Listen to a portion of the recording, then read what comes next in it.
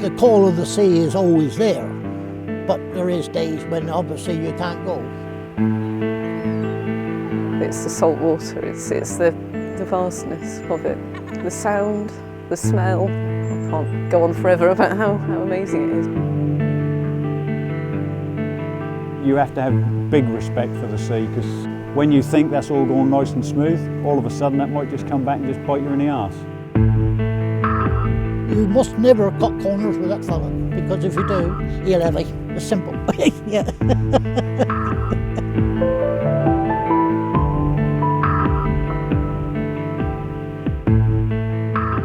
What role has the sea played in your life? Obviously a big part. Well, I mean, the sea has been my life ever since more or less I left school. My grandfather taught me to splice, he taught me to pull, he taught me to swim.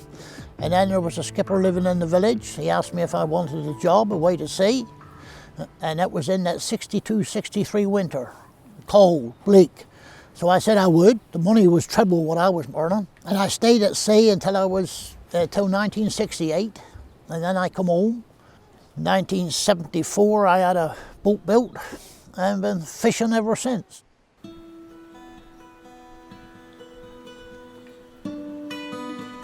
The call of the sea is always there, but there is days when obviously you can't go. He is the boss. It don't matter if you've got a boat like I got or a 100,000-ton tanker. He is the boss. You must respect him. You cannot cut corners, not with the sea. Over the years, we've had, one or two men that's drowned, took a chance, and the wind freshened and veered and bang. That wasn't very long ago. One chap was 35 and one chap was my age. And they went out, left here one morning. The wind was, big swell running, big heave, and the wind went northwest 9, which is a severe gale. And they had gear on the bottom, pots, they hadn't hauled, and one they jammed up, gone, matter of seconds. They took that chance, they pushed their luck. Because the next day, you could have went down in a dinghy. And one or two did go down to see their nets and that, and all they had was a dogfish and an undersized bass, and that cost 2 lives. They pushed it, coming up to Christmas, see, also see if I can get a bit of money for Christmas. They paid their life.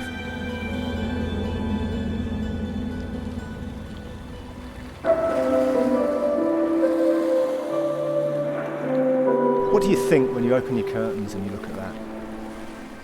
Well, if I open that bedroom window up there and look out there and it's blowing a living gale and raining, I turn another way, back to bed. But some mornings, 3:30, 4 in the morning, throw back the curtain.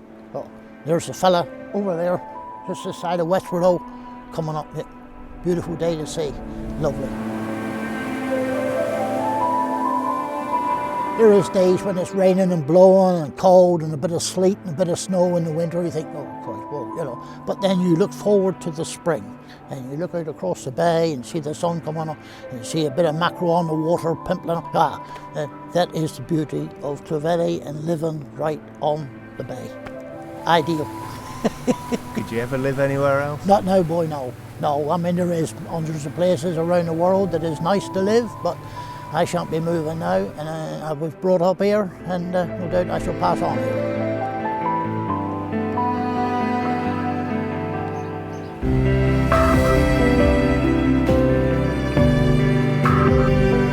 The horizon draws the eye, and I just find that I only have to look up, and I feel my whole being relax. It's that space, and it's always different. The colours are amazing. The way whatever the sky is doing reflects in the water. The sound, the smell, and just to actually get in it, you just feel, I can't go on forever about how amazing it is. What's so special about the village, would you say? The biggest draw for me is the sea and being able to live somewhere so near the water so I can swim every day if I can manage it without it taking too long and not having to drive anywhere. And it's just beautiful. I mean, it's one of the few places in the world where the buildings actually add to the scenery rather than spoil it.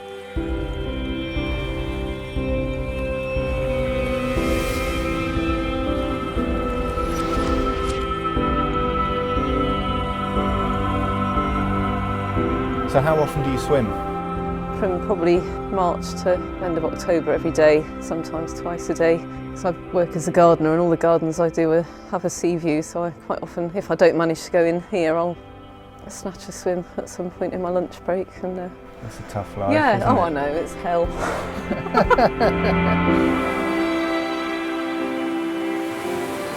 Just talk me through your perfect morning in Clovelly.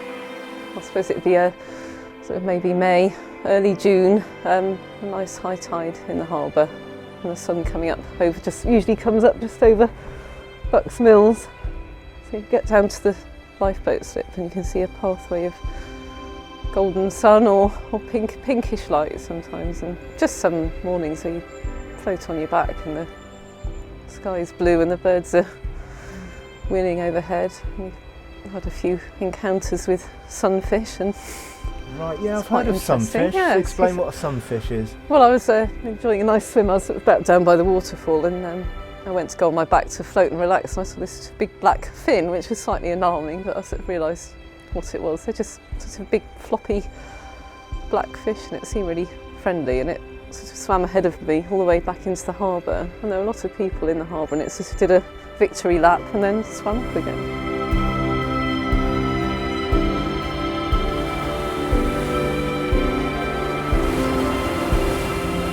It's just a moment out of time where everything else, whatever else is going on in my life, it's peace. And especially when you get into the water, it's just, because it's such a physical sensation, I think it just pulls you into the moment.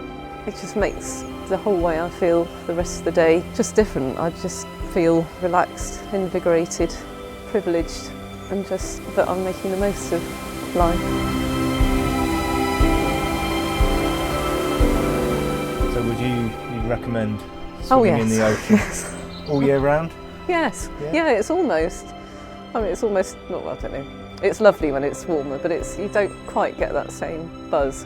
There's nothing like that absolute, even if you just jump in and out, that absolute buzz you get from the cold, and it feels so nice afterwards. Excuse to have hot chocolate and rum. Now you're talking. Well, yes.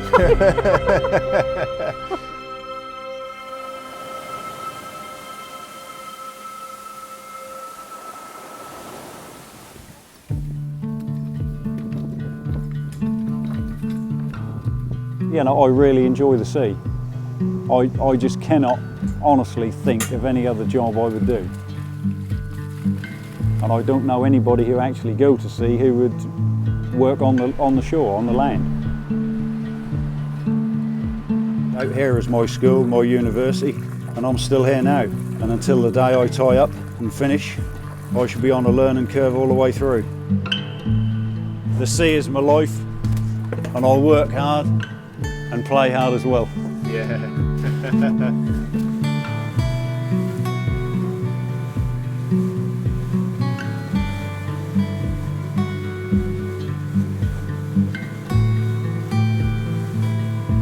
From a very early age, I was always messing around in boats, always on the beach, and the sea just seemed enticing.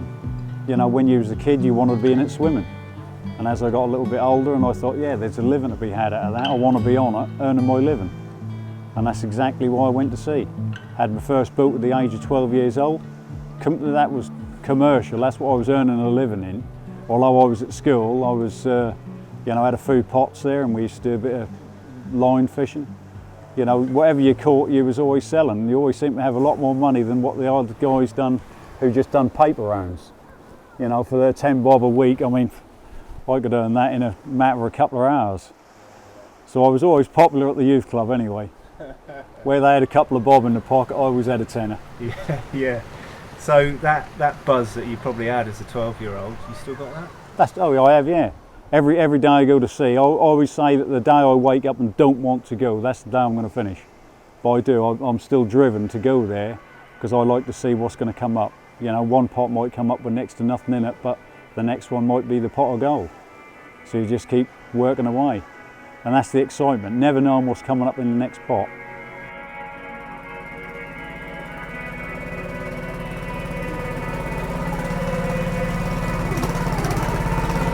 Oh, here we go. Well, then you go and get two like that.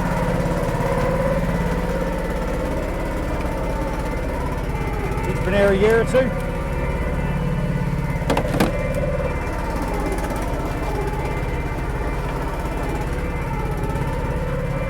See the measurement is down the back of the carapace.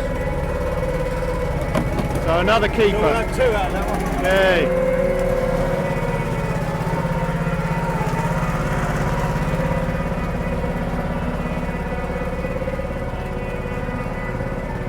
Well, that's a biggie. Blue one. How much would that be then? There's about a kilo there. Brought a smile to your face. There you go.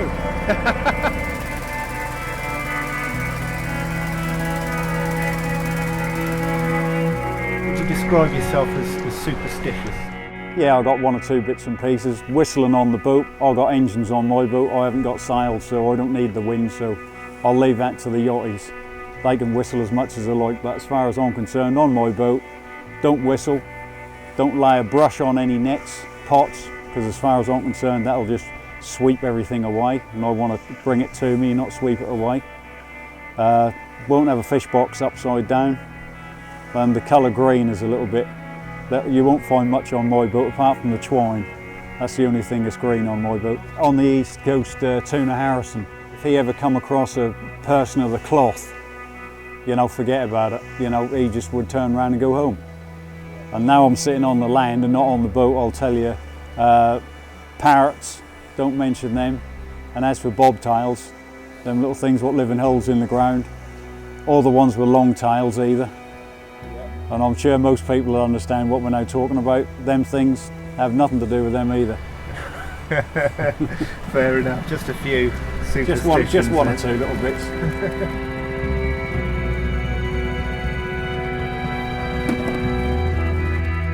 You have to have big respect for the sea, because when you think that's all going nice and smooth, all of a sudden that might just come back and just bite you in the arse.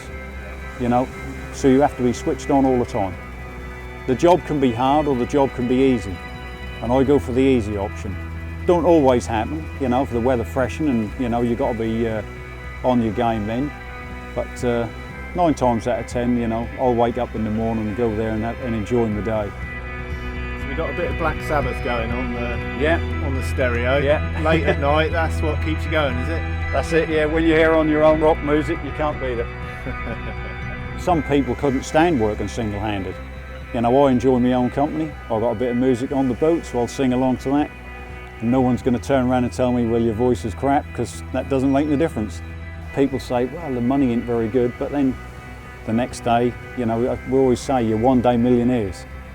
Play hard and work hard, and if you play hard, you can work hard. And if you work hard and get the benefits, you can then play hard. And that's my philosophy for life.